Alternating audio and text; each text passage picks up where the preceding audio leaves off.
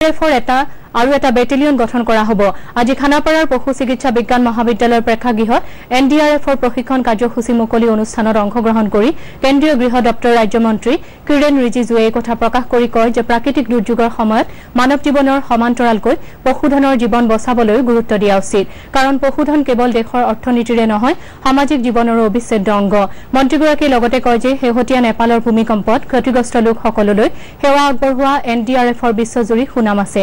ইয়াৰ উপৰি দুৰ্যোগ ব্যৱস্থাপনা সম্পৰ্কীয় প্ৰশিক্ষণ পাঠ্যক্ৰমৰ অন্তৰ্ভুক্ত হ'ব লাগে বুলিও মন্ত্ৰীগৰাকীয়ে মত প্ৰকাশ কৰে।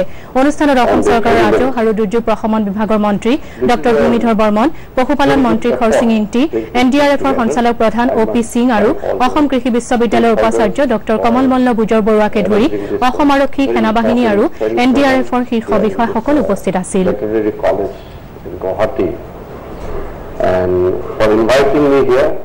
I'm sure this will really come up with a very effective training program. At the end of the time, when you are done with the training program, the effect will reach out to various